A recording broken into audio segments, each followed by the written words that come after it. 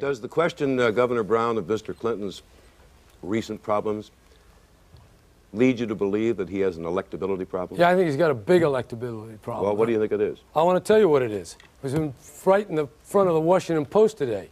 He is funneling money to his wife's law firm for state business. That's number one. Number two, his wife's law firm is representing clients before the state of Arkansas agencies, his appointees. And one of the key is the poultry industry, which his wife's law firm represents. And to read the local Chicago Tribune, there's 270 miles of Arkansas rivers that are polluted with fecal coliform bacteria and are unsafe for humans or fish. So it's not only corruption, it's an environmental disaster, and it's the kind of conflict of interest that is incompatible in the kind of public servant we expect from a president of the United States. It doesn't sound like you could run as his vice president. No, it doesn't. Mr. Clinton, do you want to take a swing at all that stuff? I feel sorry for Jerry Brown. I served with him as governor in the late 70s. He asked me to support him for president once. Did you? Of course not. You know, he reinvents himself every year or two. In 1990, he was pleading with the courts in California not to impose any limits on contributions. His law firm took $178,000 of taxpayers' money to beat a contribution limit initiative in 1990. And so I don't think you can take much of what he says seriously. Now, let me tell you this. Well, can I just interject something? I mean, this guy just accused you of having somebody funnel legal fees to your wife and the poultry and whatever all that. Well, his wife's law firm. Is that true or isn't it? Post this morning. Is it true or isn't it true, Governor Clinton? Wait a second, Bill. You're always trying to attack. Brown, you never answer the question. Mr. Brown, let him answer. Let me tell you something, Jerry. I don't care what you say about me.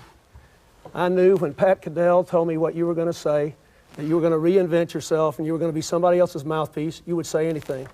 But you ought to be ashamed of yourself for jumping on my wife. You're not worth being on the same platform I'll tell as my you something, wife. Mr. Clinton. Now, don't try to escape it. Ralph Nader called me this afternoon. He read me the article from the Washington Post. Does that make it true? I was shocked by it.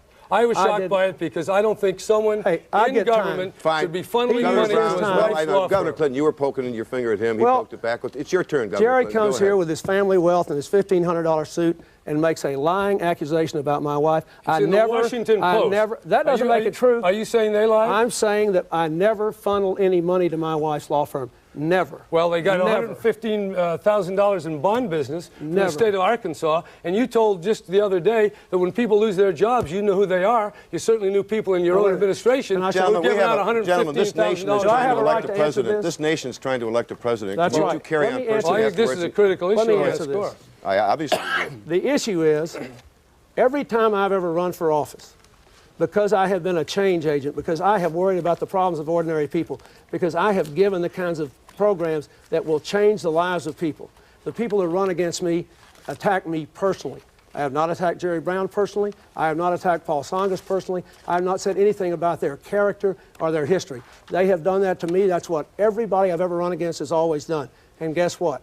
I win because I stand up for ordinary people and real change.